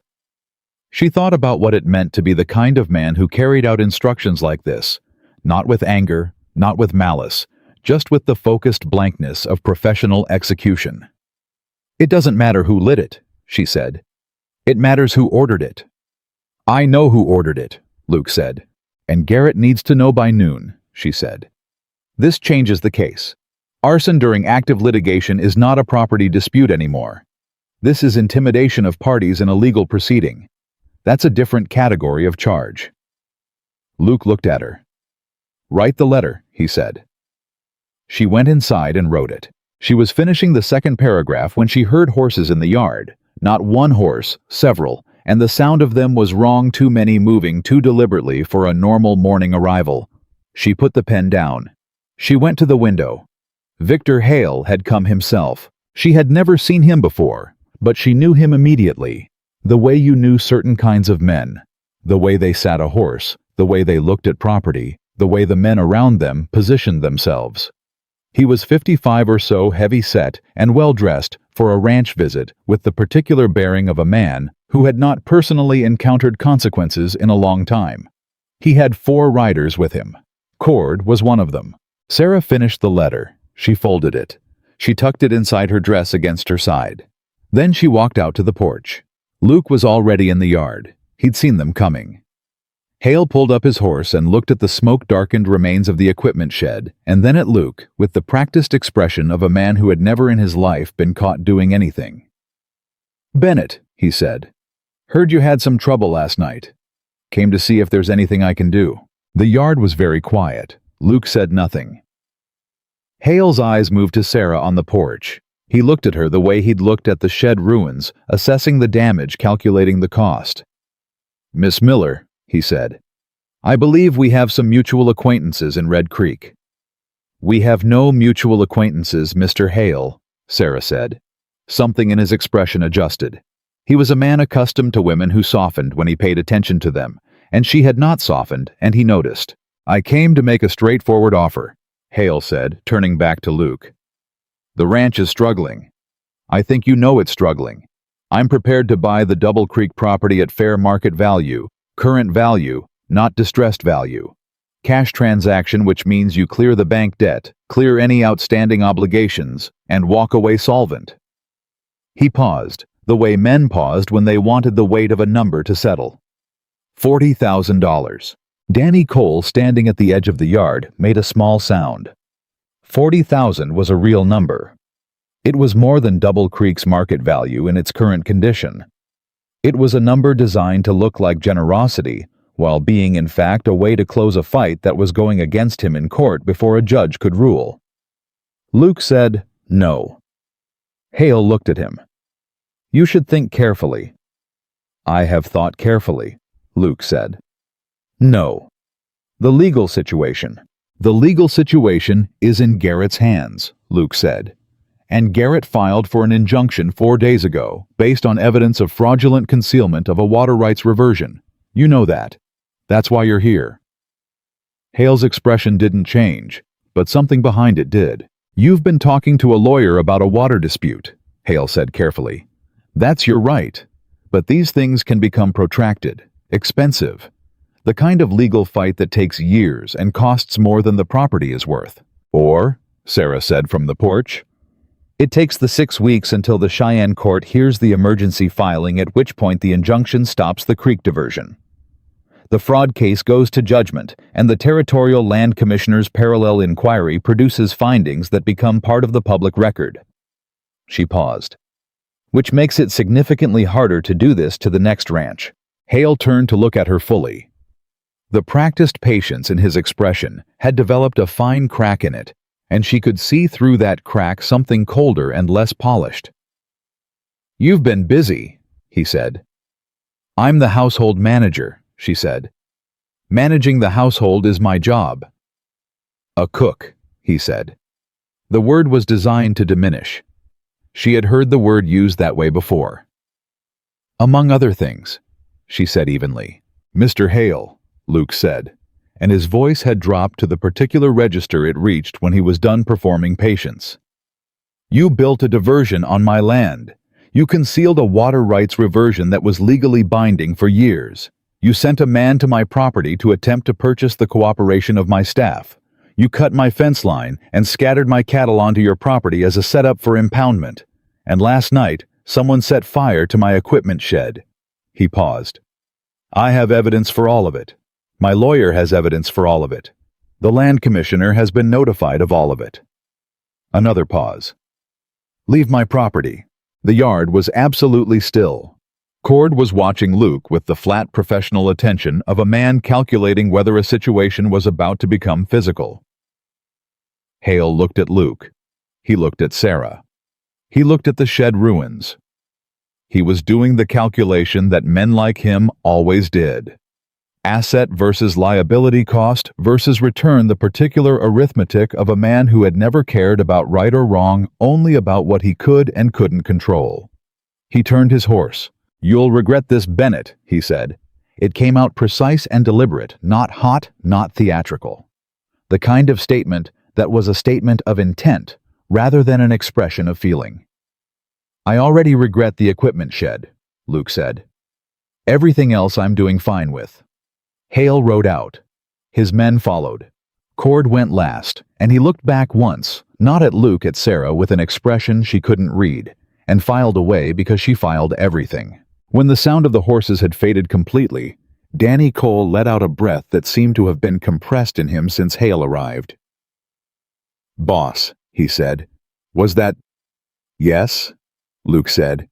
Are we? Yes, Luke said again. He turned and looked at Sarah on the porch. She was still standing exactly where she'd been standing when Hale arrived with the folded letter pressed against her side under her dress. You had something in your hand when you came out, he said. What was it? She reached inside her dress and produced the letter. The arson report to Garrett, she said. I finished it before he arrived. I needed it close in case something happened to the office. Luke looked at the letter. He looked at her. You finished the letter first, he said, before you came outside. The letter needed to go out today, she said. Hale being in the yard didn't change that. He crossed the yard in 6 steps and stopped at the porch steps and looked up at her. Sarah, he said. She looked down at him. I need you to know something, he said. His voice had lost its flat, controlled precision. It was just his voice now, unguarded in the way voices went when people stopped managing them. What you've done here, what you found, what you built, what you've been doing since the day you walked into that kitchen, I wouldn't have this ranch without you. I wouldn't have a case. I wouldn't have known what was happening until it was too late to stop it. She stood with that. You hired me to cook, she said. I hired you because I saw something in you on those church steps, he said. I didn't know what I was seeing. I just knew it mattered. He paused. I know what I was seeing now. The morning light was full and gold over Double Creek, and behind them, the shed ruins were still smoking faintly, and somewhere to the north, the creek was still running low through the diversion Hale had built, and there was still a court case, and an injunction, and a letter in Sarah's hand that needed to go in the mail rider's bag before noon. Give me the letter, Luke said. I'll take it to the road. She handed it down to him. Their hands touched the way they'd been touching for weeks, briefly, carefully, like people who understood the value of what they were holding and were afraid of handling it wrong. Luke, she said. He looked up. He'll try something else, she said. Before the injunction is granted, he's not done. I know, he said. Then we need to be ready, she said. All of us. Tonight and tomorrow night and every night until Garrett has a ruling. He looked at her for a long moment. Are you scared? He asked. She thought about it honestly. Yes, she said. But I was scared on those church steps too. Being scared didn't stop me from standing there, and it's not going to stop me now. He put his hat on. He looked up at her one more time with that expression, the one she had finally privately named, because it had been the same expression for weeks, and she was done pretending she didn't know what it was. He walked to the road with her letter in his hand. Sarah went inside. She went to the kitchen. She put water on for coffee. She pulled out the inventory ledger because the equipment loss needed to be documented for Garrett's records. She worked, because the work was still there, and the work was still the answer, and somewhere in Cheyenne, a lawyer had their evidence in hand, and a judge was going to read it, and they had 60 days that were now closer to 40, and every single one of those days mattered. She was not going to waste a single one. Garrett's telegram arrived on a Tuesday morning, 18 days after Hale had ridden into the yard and made his offer, and ridden out with nothing. Sarah was at the kitchen table with the inventory ledger when Danny came through the door at a pace that told her everything before he said a word. "Telegram from Cheyenne," he said. He was out of breath. He'd run from the road. She took it. She read it once. She set it on the table and read it again because the first reading had been too fast, her eyes moving ahead of her understanding. She stood up. She went to the barn door and said, "Luke." He came out from the stall he'd been working in with straw on his coat and a look on his face that shifted the moment he saw hers. "Tell me," he said. "The injunction was granted," she said. "Yesterday afternoon. Cheyenne District Court. Emergency basis. Hale is legally prohibited from diverting the creek water pending the fraud hearing. He has 72 hours to restore full flow or face contempt charges." Luke stood very still. "And the hearing date," she said. 3 weeks. The barn was quiet for a moment. Then Luke said, 72 hours. "Yes." "He'll fight the contempt rather than comply," Luke said. "He'll file a challenge to the injunction through a different court, try to create a jurisdictional conflict that buys him time." Garrett anticipated that, Sarah said. She was still holding the telegram. "He filed a preemptive motion blocking cross-jurisdictional challenges on an emergency water rights injunction. The territorial commissioner co-signed it. Hale can't forum shop his way out of this one." She paused. "Garrett says comply or contempt. Those are the only two options." Luke looked at her. She looked at him. Something broke open in his expression. Not dramatically. Not in the way that feelings broke open in the dime novels she'd occasionally read as a girl. Quietly. The way a fist unclenched after holding too long. The way breath came back after going without. "It's working," he said. "It's working," she said. He crossed the barn in 2 strides, and he put both hands on her face and he kissed her forehead, not her mouth, her forehead with the particular deliberateness of a man who was expressing something too large for words and had found the only physical language that fit it. And then he stepped back and looked at her with wet eyes that he was not going to acknowledge and that she was going to let him not acknowledge. "I need to tell the men," he said. "Go," she said. He went. Sarah stood in the barn doorway alone for a moment with the telegram in her hand and the summer morning pressing in warm and real from all sides, and she let herself feel it, the full weight of what they'd built and what it had cost and what it might yet become. And then she folded the telegram carefully and put it in her dress pocket next to her heart, because some things deserved to be kept close. The 72 hours passed in a state of suspended attention that Sarah felt in her spine every waking moment. She slept lightly and woke at every sound and drank too much coffee and worked with the focused intensity of someone who needed to keep moving or start thinking about things she wasn't ready to think about yet. On the morning of the 48th hour, Ortiz came to her before breakfast with the expression he wore when something had shifted. "The creek," he said. "North section." She looked at him. "Running higher," he said. "Since last night sometime. I checked it this morning." She closed her eyes for exactly 1 second. Hale had complied. She opened her eyes. "Tell Luke," she said. "Already told him," Ortiz said. He paused. The old man looked at her with the particular directness of someone who had been watching something develop for weeks and had made his own accounting of it. "You did this," he said simply. "We did this," she said. He shook his head once, small and certain. "You found it. You built the case. You held it together when Hale came to the yard." He said it the way he said most things, without sentimentality, without performance, as a statement of observable fact. "The rest of us worked. You knew what the work meant." He went to breakfast. Sarah stood at the kitchen counter and thought about a woman with her hands folded on a church step, trying not to let anyone see what it cost her to stand there. She thought about how that woman had not disappeared. She had just found out what she was for. The 3 weeks before the hearing were the busiest of Sarah's life, which was a significant statement given the competition. Garrett needed documentation organized in a specific format for the court submission. Sarah organized it. Garrett needed Reed's statement notarized by a Laramie County official. Reed had signed it, but the original notarization had been done by a neighbor who technically lacked standing. Sarah arranged for Reed to travel to Laramie and get it done properly. And she wrote the letter to Reed explaining what was needed and why, and what protections applied to him.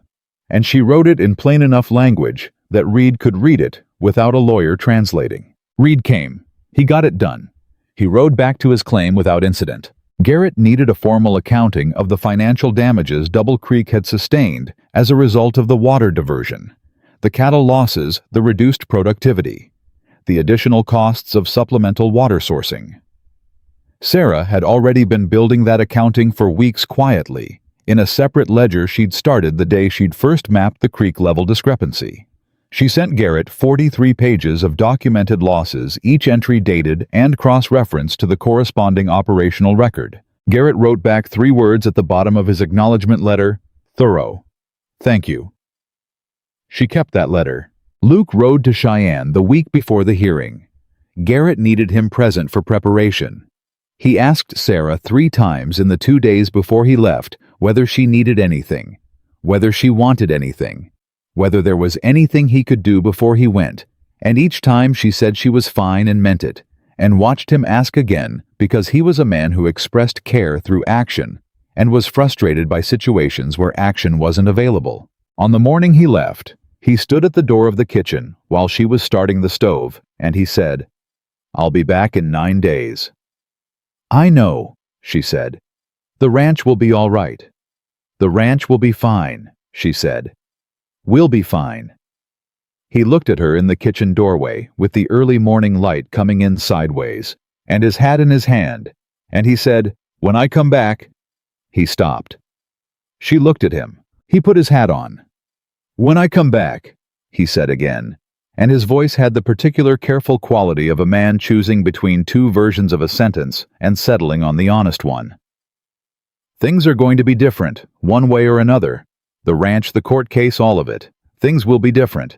And I want to talk to you about what that means. For you. For us." He paused. "If that's something you're willing to talk about." She looked at him for a moment. "I've been willing to talk about it for a while," she said. He exhaled. 9 days, he said. 9 days, she agreed. He left. Sarah ran Double Creek Ranch for 9 days by herself, with 3 hands and a level of focused competence that she would later reflect had surprised even her. She managed the water schedule now that the creek was running fully. The levels needed monitoring and the irrigation rotation needed adjusting after weeks of reduced flow. She managed the daily operations. She handled a visit from the bank's local representative, a polite young man named Haskins, who had come to assess whether the operation was still viable, and she sat across the kitchen table from him and walked him through the current account status and the Cheyenne proceedings and the projected operational capacity, with the creek fully restored, and she watched his expression go from cautious to attentive to something that looked like reassurance. And at the end of the conversation he said, "I'll report that the situation has materially improved." And she said, "That's an accurate report." Haskins left. Ortiz appeared in the doorway 30 seconds later. "He's not going to call the note," he said. "No," Sarah said. "He's not." "How did you know what to tell him?" "I knew what he was afraid of," she said. "I told him the truth in the order that addressed the fears." Ortiz looked at her with that same steady, factual assessment. "You should have been running this place years ago," he said. "I wasn't here years ago," she said. "No," he said. "But you're here now." He went back outside. She sat at the kitchen table alone and thought about that. About being here now. About the particular grace of arriving somewhere exactly when you were needed, even if the path that brought you there was a church step, and a line of men who looked through you, and a laugh that was designed to cut. She was glad for all of it. Every dismissal, every turned back. Every morning she'd gotten up in her father's house and managed what couldn't be managed and survived what shouldn't have been survivable. She was glad because it had made her the woman sitting at this table in this kitchen, in this ranch, that was not going to fail, and she would not trade a single piece of it. The telegram from Garrett arrived on the 7th day, not Luke Garrett. Direct to Double Creek, addressed to her by name. Her hands were steady when she opened it. She read it. She sat down. Victor Hale had entered a guilty plea to fraudulent concealment of a water rights transfer. Not at trial, before the hearing, 2 days before Luke was even scheduled to testify. His lawyer had apparently looked at the case Garrett had built and advised his client with the particular directness that came from a lawyer who understood they were looking at an unwinnable position. The plea carried mandatory restitution to the Bennett estate for documented damages, 43 pages worth. As it happened, restoration of full water rights with a permanent court-recorded easement protecting Double Creek's creek access in perpetuity, a regulatory finding from the Territorial Land Commissioner that would follow Hale's property dealings for years, and a fine that even a man of his means would feel. The fraud case was over. Double Creek had won. Sarah put the telegram on the table and looked at it for a long time. She thought about the first set of account books. She thought about a false-backed drawer. She thought about 3 o'clock mail riders and a letter she'd signed with someone else's name, and the tin box behind the preserves and 43 pages of documented losses and a man named Reed who'd been afraid and told the truth anyway. She thought about what it meant that one woman in one kitchen had found the right pieces at the right time and had simply known, with the bone-deep certainty of someone who had been reading situations all her life, what to do with them. Then she got up and started cooking, because Luke was coming home in 2 days, and the hands had worked hard all week, and food was how she said things that she didn't yet have words for. He came back on a Thursday afternoon. She heard the horse, and she dried her hands, and she walked out to the porch, and she watched him ride in with the particular posture of a man who had been carrying something for a long time and had set it down. He saw her before he dismounted. He looked at her the way he'd been looking at her for weeks, and she looked back at him the same way, and neither of them pretended any more that it was something other than what it was. He got off his horse. He handed the reins to Danny without looking at him. He walked to the porch steps. "You got Garrett's telegram," he said, not a question. "2 days ago," she said. "I wanted to be here when you read it," he said. "I know," she said. "I was all right." He looked up at her. "Were you?" She thought about sitting at the kitchen table with the telegram in her hands. She thought about what she'd felt, not just relief, not just satisfaction, but something larger and harder to name. The particular feeling of having done what you came to do and discovering that it had been exactly the right thing. "Yes," she said honestly. "I was more than all right." He climbed the 2 porch steps and stood in front of her. "I want to talk," he said. "About what I said when I left. About things being different," she said. "About us," he said. Straight and plain, the way he said everything that mattered to him. "About what you are to this ranch and what you are to me, and I know those are 2 different things, and I'm not confusing them. The ranch needed you, and you saved it. That's true, but that's not—" He stopped. He looked at her with the open, unguarded expression she'd first seen in the barn after the telegram, and had been seeing more and more in the days since. "That's not why I stood on those church steps. I needed help, and I saw someone who could, but it wasn't only that. It was never only that, even that first morning." "I know," she said. He looked at her. "I knew before I knew," she said. "That's the honest answer. I kept calling it something else because it was safer and because I didn't have any particular evidence that you—" She paused. "But I knew." "Sarah," he said. "Luke," she said. He reached up and took her hand in both of his. The way he'd covered her hand at the kitchen table the night Reed had signed the statement, careful and deliberate, and full of the particular care of someone who understood the value of fragile things. "I'm asking you to stay," he said. "Not as the cook, not as the household manager, as my wife if you'll have me. as the woman who stands next to me when things go wrong, and when they go right, and every ordinary morning in between." He paused. "I don't have a ring. I have a ranch that's currently solvent, and a creek that's running full and 43 pages of damage restitution coming from a man who thought he could take everything from us, and found out he was wrong." Another pause. "And I have the clearest possible understanding that the best thing that ever happened to Double Creek. The best thing that ever happened to me was a Tuesday morning in July, when I stopped my herd and heard a laugh that was meant to wound. And I looked over and saw you standing there with your chin up and your hands folded and your eyes dry." The afternoon was full and warm around them. The creek was running to the north, audible from the porch, the sound of it restored and real. Somewhere behind the barn, Danny Cole was pretending to work on a fence post while listening to every word. Sarah looked at Luke Bennett on the porch steps of Double Creek Ranch with his hat off and his heart in his hands, and she thought about everything she'd been and everything she'd become. And she thought about the woman on the church steps and what she would have said if someone had told her what this summer would hold. She thought she would have said, "I'll believe it when I'm standing in it." She was standing in it. "Yes," she said. It came out clear and full and certain, without qualification, without reservation, without any of the careful hedging she'd built around herself over years of needing protection from disappointment. Just yes, the way it was meant to be said.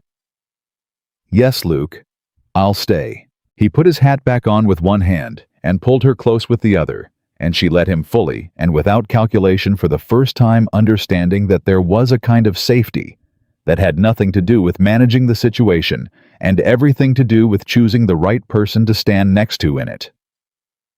Danny Cole dropped his fence post tool with a loud clang and said loudly enough for the whole ranch to hear, "Well, it's about time," Ortiz said from somewhere near the barn. Something in Spanish that Sarah suspected was an agreement, and which she intended to ask him to translate later. Luke laughed, not his usual short, controlled sound, but a real one, open and surprised, and Sarah laughed too, and it felt like the first entirely unguarded sound she had made in years. 3 weeks later, Reverend Hollis performed the ceremony in the Red Creek Church, the same church where the summer matching social had been held, the same steps where 7 men had walked past without speaking, the same town that had provided the audience for a laugh designed to diminish a woman who had done nothing wrong. They all came, not because they had to, because Red Creek was the kind of town where everyone came to weddings, regardless of the specific history. Marlene Pruitt came in a dress that communicated clearly she had opinions about the proceedings, but had decided to keep them interior. The hands came, all 4 of them Danny, in a clean shirt that he had clearly pressed for the first time in his life. Elias Reed came with his wife and 2 boys, and he looked at Sarah across the church with the expression of a man who understood that the thread between this moment and the statement he'd signed ran straight and unbroken. Luke stood at the front of the church and looked at Sarah walking toward him, and his expression was not complicated. It was simple and full and entirely his. She walked to him without hesitation. Hollis read the words. They said the words back. The church was warm with summer heat and the particular held-breath attention of a room full of people watching something real. When it was done, Luke took her hand and turned to face the town. He didn't make a speech. That was not who he was. But he held her hand up, not above his head, not dramatically, just held it level between them and visible, and looked out at the faces of Red Creek, with the flat, steady gaze of a man who had something to say and had chosen to say it without words. Sarah looked out at those same faces. She saw Marlene Pruitt look away first. She saw the women who had stood at the hitching post that Tuesday morning in July, and she watched them look at her and then look at each other, and whatever passed between them, it was not a laugh. Whatever it was, it carried the particular weight of people encountering the consequence of their own accounting, and she felt not triumph, because triumph was small, and she was past small, something larger. Something that had no single word for it. The feeling of having been seen clearly finally by the people who had refused to see her, and understanding that their sight had arrived too late to matter, and not too late to be real. Outside the church in the summer afternoon, Danny Cole shook Luke's hand with both of his and said, "Boss, if you ever need someone to remind you that you made the best decision of your life, I will remind you every single day." "I won't need reminding," Luke said. Ortiz bowed his head to Sarah with the old-fashioned courtesy of a man who had been deciding for months whether she was worth the gesture, and she understood that it was the highest compliment he knew how to give, and she received it that way. Reed's wife took Sarah's hand and held it. She didn't say anything. She didn't need to. The drive back to Double Creek took 40 minutes. The same 40 minutes as that first ride in July. The same road and the same land, now gold in the late afternoon, rather than the bright brass of midday. Sarah sat beside Luke in the wagon and did not do any calculating. She did not assess the situation or check it for hidden costs or run a mental accounting of what she had and what she owed. She sat in the late summer light and let herself be simply where she was. "You're quiet," Luke said. "I'm thinking," she said. "About what?" She looked at the road ahead, at the land that was hers, now the creek that was running full, the ranch that had survived, because she had known which drawer to look in, and what the numbers meant and when to write the letter before noon. "About how it's strange," she said, "that the worst morning of my life was the beginning of the best thing in it." Luke was quiet for a moment. "It wasn't the worst morning," he said. She looked at him. "You stood there," he said. 7 men walked past, and you stood there and you did not break. That's not the worst morning. That's the morning you proved what you were made of in front of everyone without anyone knowing they were watching a proof." He looked at her. "I saw it. I knew what I was seeing." She looked at him in the late afternoon light. "You're going to make me cry," she said. "You don't cry," he said. "You told me that on the steps." "I said my eyes were dry," she said. "That's not the same thing." He reached over and took her hand on the bench between them, and she held on, and they rode the rest of the way home in the particular silence of two people who had found the right language for each other and understood that silence was part of it. Double Creek Ranch came into view with the summer evening settling over it, the creek audible and full, the repaired fence lines straight and solid. The new equipment shed still raw lumber, not yet weathered, built with restitution funds from Victor Hale's court-ordered payment, standing where the burned one had been. They had built it themselves, all of them together, in 4 days, the week after Luke came home. Sarah looked at it as they came into the yard. She thought about what it represented. Not just the loss that had been replaced, but the fact of the replacing the specific concrete proof that damage done in bad faith could be answered and repaid and rebuilt. That a man who believed himself untouchable could be touched. That the machinery of fraud and intimidation and slow patient destruction had encountered something it hadn't calculated for. A woman who read account books at a kitchen table and knew what numbers meant and understood that the truth once found did not need to be loud to be powerful. Luke helped her down from the wagon. She stood in the yard of Double Creek Ranch and looked at what they had, and she knew with the same bone-deep certainty she'd brought to every calculation and every document and every decision in the months behind her that this was not an ending. This was what everything before it had been building toward. Not despite the church steps and the turned backs and the laugh that was meant to wound, but because of them. Because she had stood there and not broken. Because a man had seen her standing there and taken his hat off. Because two people who had each learned to do hard things alone had found each other in the middle of a fight worth winning, and had won it, and were standing now on the other side of it with everything they needed. Sarah Miller was not the woman who had been left standing on the church steps. She was the woman who had turned that morning into this one. And nobody, not Hale, not Marlene Pruitt, not the memory of 7 men walking past, not the ghost of a father who had taken more than he'd ever given. Nobody was ever going to take that from her.